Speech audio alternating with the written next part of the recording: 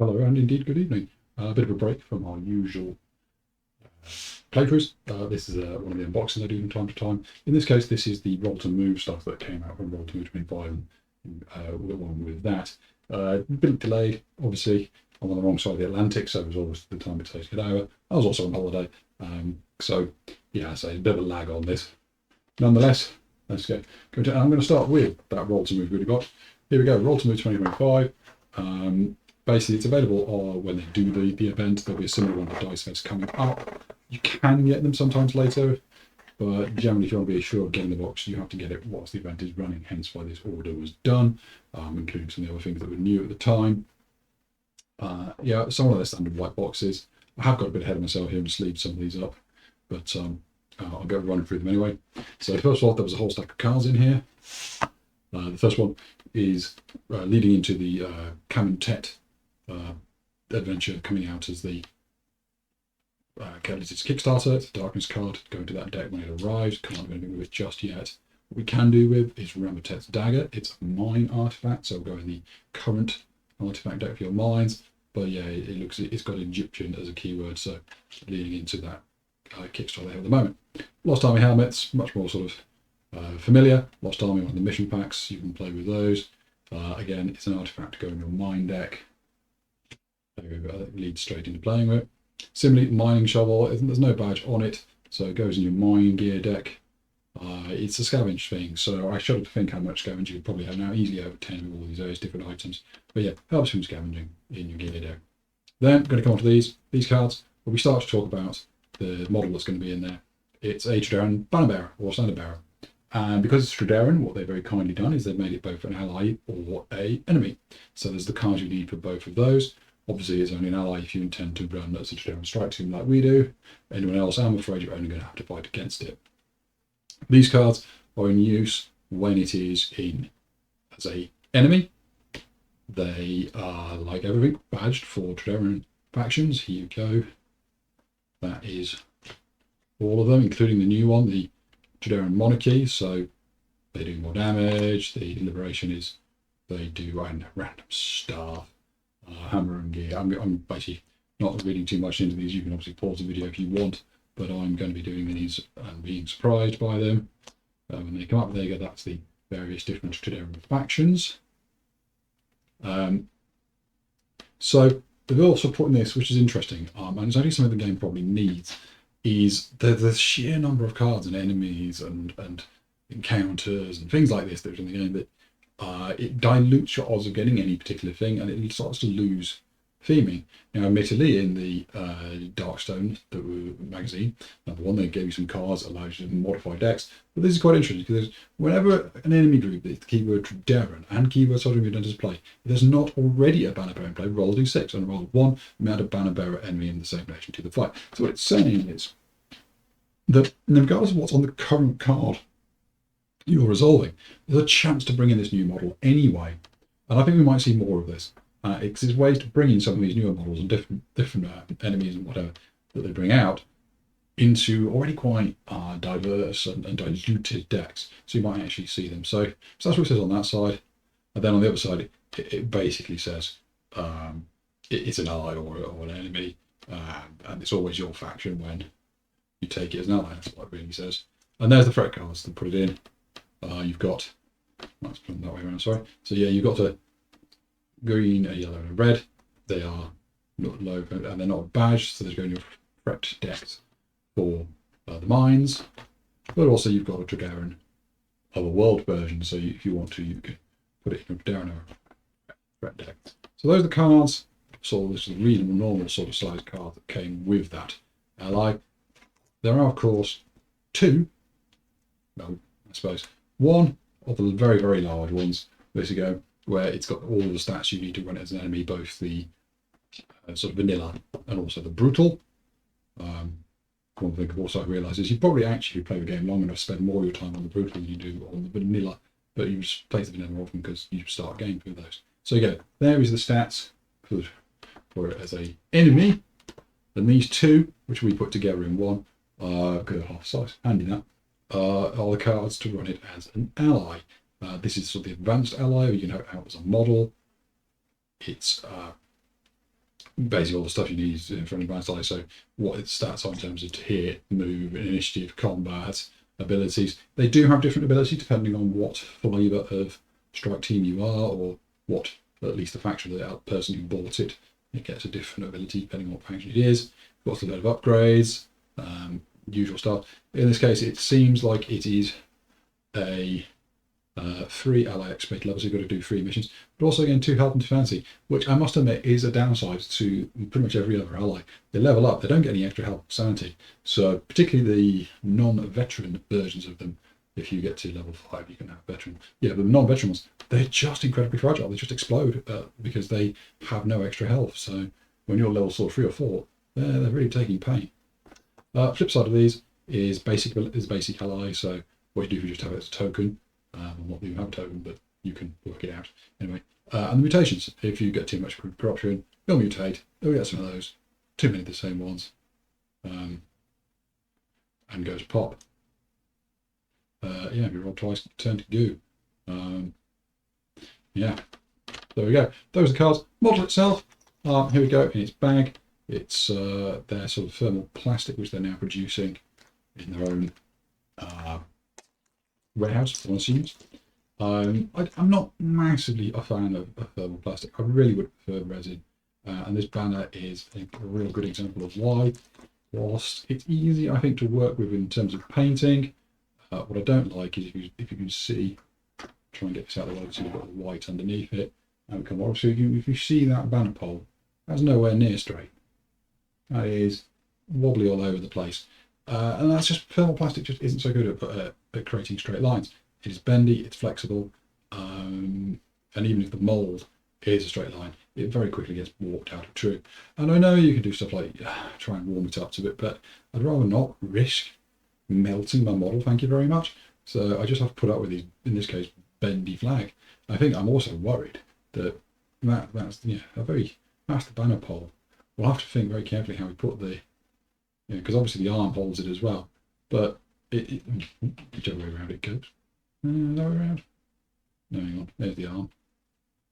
That way around there, like that. There we go, like that.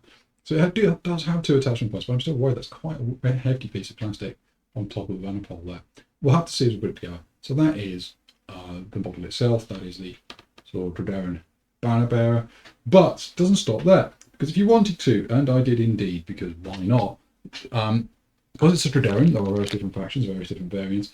And what they did was, they allowed you the option to buy more. So in this rather large bag is hopefully 6 more, or is it 7 more? We'll see. 1, 2, 3, 4. Oh yeah, it is 6. There you go. 6 more absolutely identical bags to the first bag, which allows you, spend more on that, which allows you to cover every single Trederran faction, so you can paint them up in all the various different factions. I'm not sure I'm going to go mad and buy 7 boxes of Trederran and 7, I should say they're on the standard 30 mil. 7 boxes of Trederran, 7 strike teams, etc., to do everything in multiple faction variants. But they didn't sit, but this wasn't too much, so I thought, why not? Let's actually, for the first time ever, try and get every single faction represented. Also, it kind of helps to visually indicate on the table the banner bearer is always the faction that is correctly, therefore everyone gives the faction the banner bearer is, even if I don't have all of the models painted the right way. Anyone who's watching our playthroughs knows all of mine are currently based in Shintaro, apart from the strike team, which is Tarkon, with the exception of, before choosing end up with second pair of raiders. We'll have a union pair of raiders as well. We're now going to have a banner bearer of all of them to indicate what faction is what. So, well, there you go. There you go.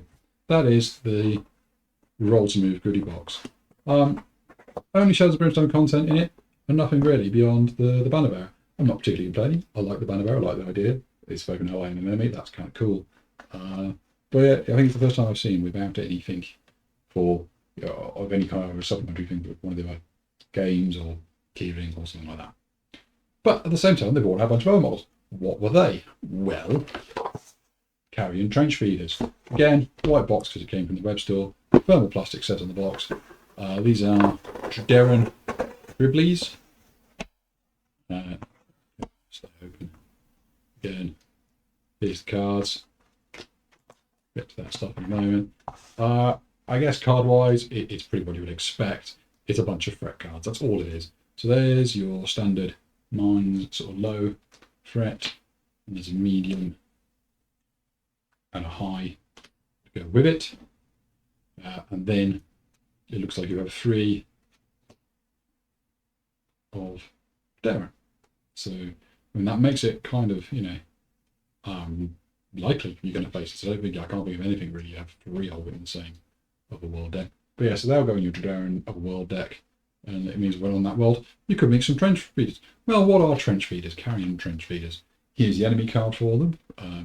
They're like this kind of centipedal thing, bitey heady thing. Yeah. Anyway, this is obviously the same as always. Green side, your basic vanilla side you get when you first start out. Flip to the brutal side when you get a bit more experience. I'm just quickly looking at everyone and go, they're quite low health, quite low defense. I can only assume they do an absolute ton of damage to make up for that, and maybe have some kind of defense to stop them just dying in droves.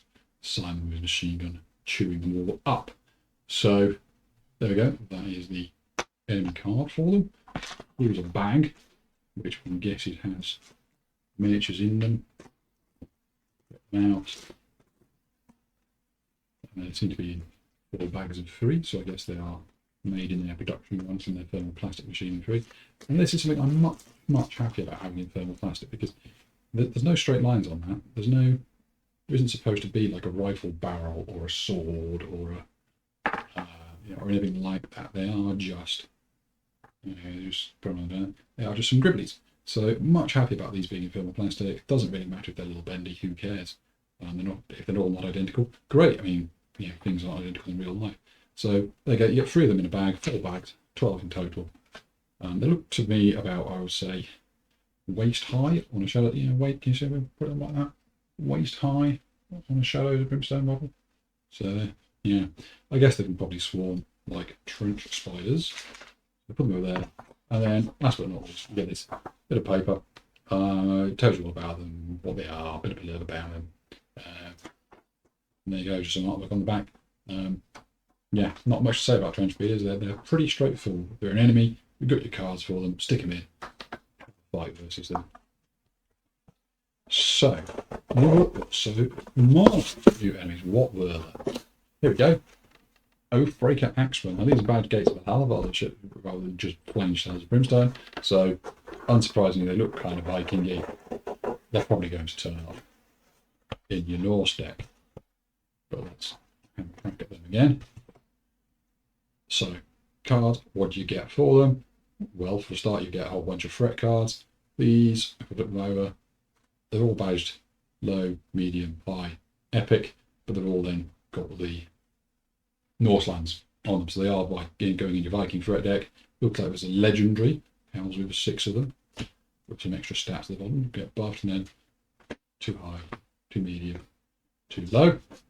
But they also have these cards, which are the Broken Oaths. So unsurprisingly, they are Oathbreaker Axemen. They appear to be people who died with an oath outstanding, or they broke an oath and they ended up dead. That kind of stuff. They come back from the grave and they still care about their oath. So I think you draw one of these for each enemy group when it enters play. And again, I ain't going to read them, but if you want to pause the video, you can. So just quickly show you there's various different oaths you could all possibly have. Like that. I'm going to surprise myself with those later when we eventually get to the Norse lands, or maybe start a Viking game. So those are the cards it comes with. So threat cards plus these broken oaths. Models, again, thermal plastic. Am I going to get grumpy because they are axes? I am. Look at that axe straight off the bat. Look at that axe there. Look at that fella's axe. Again, nowhere near straight. Is it going to? No, because it's even held in that bent position by the flashing. Anyway, so there we go. We've got 6 of them. They look pretty much like undead Norse fellas, don't they? They've got this. They've got their fur capes. They've got their big axes. They've got their sort of bandage / foot wrap things. They look angry, bearded. So I can bring this a little bit closer. There you go. Angry, bearded, dead Norse fella. There you go. So 6 of those with 30mm bases. Move them to one side. There's your sheet again for them. This is the normal side. Yeah, it looks like they're going to Broken Oath. They again, like many undead, they've got a really high defense but low health. Looks like a variable move. There's your elite chart for them as well. Your damage looks variable too. I can see they have armor. Everyone loves that, don't they? Enemies with armor. So is these on endurance. So there you go. That's the threat card for them. Once again, bit of blurb about them. Instructions how to use the Broken Oaths. Some artwork on the back. No, nothing more. There you go. So that is Broken Oath Axemen. The last of the boxes you could have got was a bit larger, probably twice the size, I would say. And is this one, the Strangler and Night Terror Swarm Pack. So yeah, the Swarm Packs, they've done several of them. I think we've done the Void Spiders, the Hellbats, and Slashers. They're all the models that came in the base sets, base Shadows of Brimstone sets. And I think they're getting rid of their red plastic ones. They made a ton of spare in case people wanted spare enemies. And this is where to get rid of them. I don't mind, because you also get a whole bunch of new stuff in with them. As you can, so I'm going to open it up. Quite a bunch of stuff in here compared to the other boxes. There's your stack of cards. Look at that. That's quite a wodge.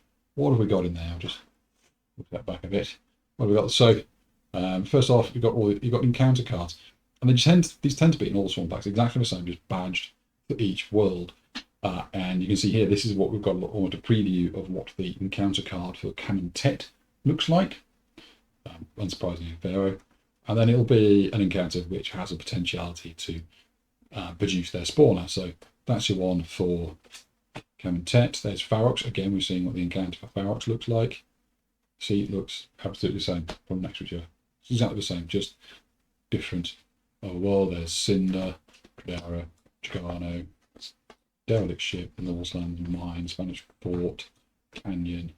Interesting that Canyon is separate from Mine. But anyway, Belly the Beast, dead, Forest dead, Plateau, done. There you go, that's your encounters done, which is about half the cards.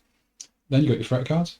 They are your low threat cards. They're actually slightly different. These ones are all slightly different, producing basically, because you've now got more models of things like Stranglers, you can have Power Dice plus 3 Stranglers, because you actually now have enough models rather than previously being restricted to 6. You're now, of course, going to have some more. And then you've also got the Spawner, which is in this case, the Tear in Reality, or Night Terror, or what's that. And then obviously, if we go to the medium cards, you'll probably find you can end up with quite a lot of Stranglers, Peril Dice Night Terrors, just because, you know, they're not as scary as they used to be. Heroes are a bit better, a bit tougher, so let's throw Peril Dice at them. Night Terrors, or, you know, a bunch of mixed ones. High threats, 4 high threats. There you go, probably maxing out. 12 Stranglers, D3 plus 3, Tear in Reality, 3 Night Terrors, and a Spawner. 3 Spawner, and then Tear in Reality, and a whole bunch of other stuff. So there you go, there's your high threats. Darkness card, specific for them. What is that? No, it's a Thrives in Darkness. It's definitely a Darkness card for your normal Minds Darkness deck. And here we go.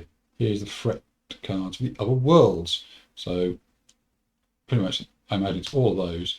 Oh no, of course no. Actually, look, here you go, Targa. So they're actually Snow Terrors, because that's the Targa variant of a Night Terror. And there is basically you get a Tear in Reality. You get the Spawner with some Snow Terrors.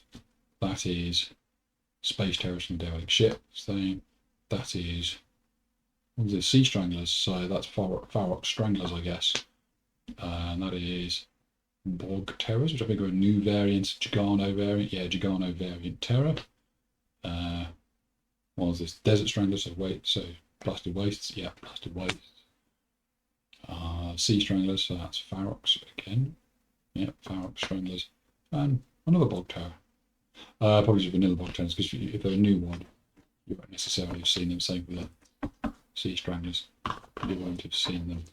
They won't have their threat cards in their existence prior. Let's have a look at the model. It was on top. There we go. So again, thermal plastic. It's a shiny. well, it's not shiny, it's very matte and dull sticks, it's plastic, but there you go. It's a rip in reality. When the frogs themselves talking about they had to go back and design to make it actually tall enough for a terror to come through.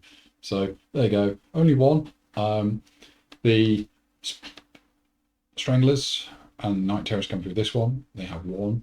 The Slashers only had one. The Hellbats and the Void Spiders, though, had 3. I think, or was it even more than that? For this, might even been 6 for the Void Spiders. But yeah, only one spawner for the Terrors and Stranglers. Again, as per the spawn packs, you're now getting the enemy card that replaces the threat card that tells you how to modify.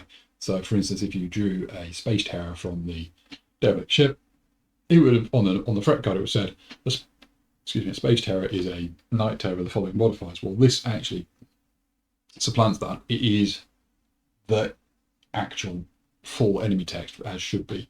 So you don't have to get a Night Terror and figure out what is different. You should get this out and go, these are Space Terrors. And there you go, there's obviously the brutal side of them as well. Snow Terrors from the Tiger Plateau. That's their brutal side. And this is the Bog Terrors, which is new for Jagano. We haven't had a Jagano Night Terror, but that's what they look like.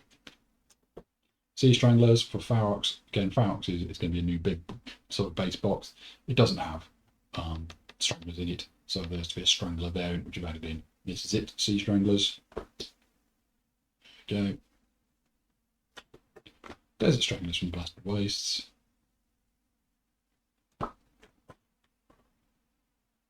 And this one is Dark Stranglers from Derelict Ship. And the last one is the actual card for the spawner itself, in this case the Tear in reality.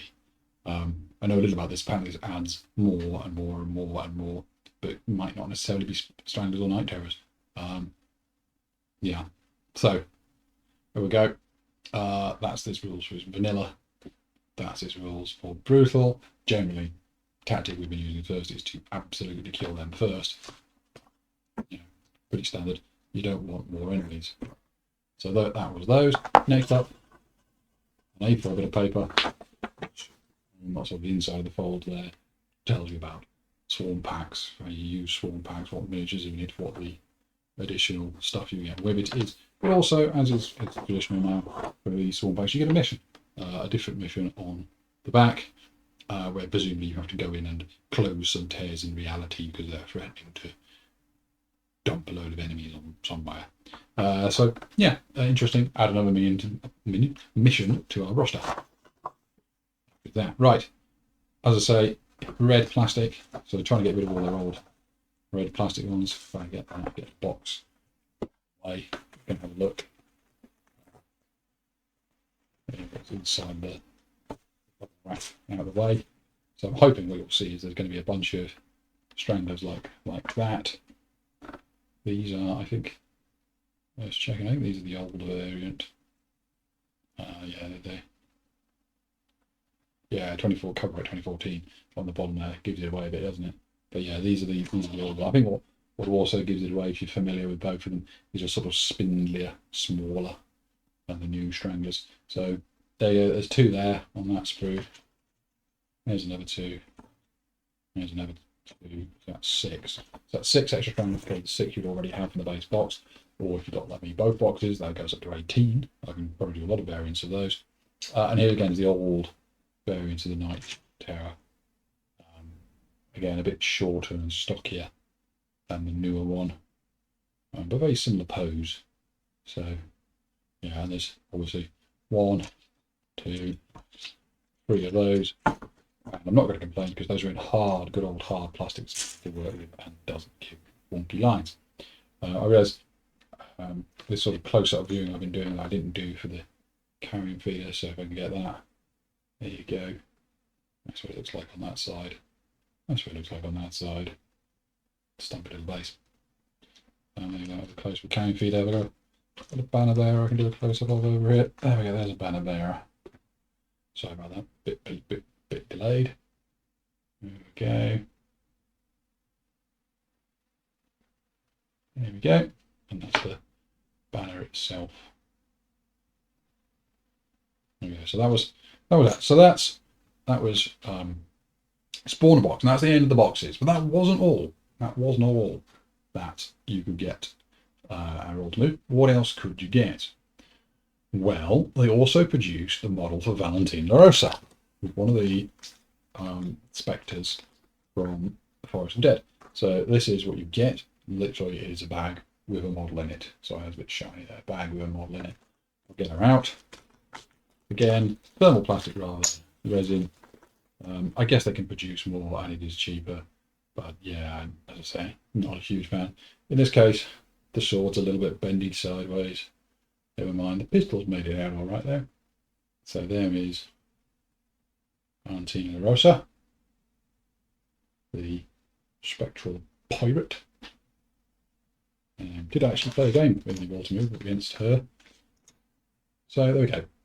And that follows in the footsteps of Constable Ludlow, the Victorian policeman.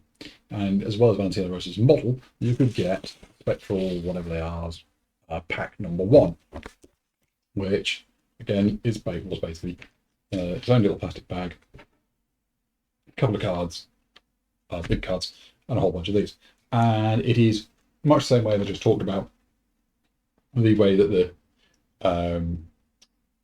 Spawn pack produces the variants of the enemies in their enemy form, so you don't have to go and read. This is what these are. These are enemy cards for the variant of the spectral, whatever it is, in the Forest of the Dead that would normally be modified to become the special ones, Constable Ludlow, Valentina Rosa, but instead produce their own separate enemy cards, so you don't have to track that. You just go and get it. So there's Ludlow, there's Valentina Rosa, there's their brutal sides, legendaries.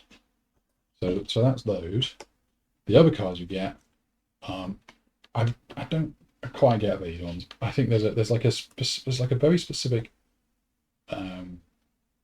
encounter card, but it's not an encounter card because it doesn't have an encounter card back, and it's Constable Ludlow. So I presume that's be something about Constable Ludlow or the threat cards I've got in my hand here that forces this to be in play. This A Cold London Fog. A whole lot went wild because it had Victorian London as a tag on it, saying, "Oh, it's going to be Victorian London." Well, maybe not. We don't know. They could be future-proofing because you do it because I think it's fun. So that's that one. Death's Lantern again. Constable Ludlow. Again, it must be something that comes in with him. Something he does. It's got him on the back. So specific. And then there's basically a bunch of threat cards. So you've got 2 that are from the Otherworld threat for the Forest of Dead. I guess one specifically for Valentina Rosa with Spectral Hordes, and one for Constable Ludlow with Spectral Hordes. And then you've got a couple of vanillas. So they're not badged for Fortress, is interesting. So even though Forest of Dead is a sort of bit of a Fortress expansion, it works with anything, but it is very FOFO themed. These are actually not badged and therefore mines.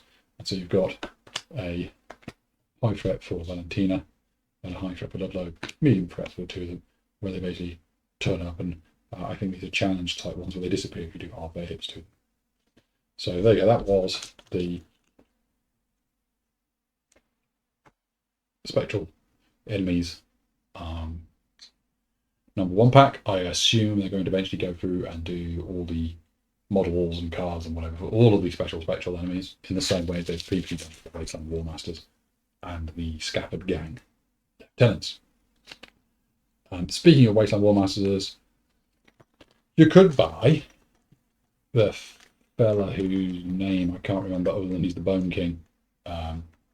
Crocon? No, Crocon Tiles a Tron. Whatever it is, the Bone King Warmaster, whatever he is, that fella.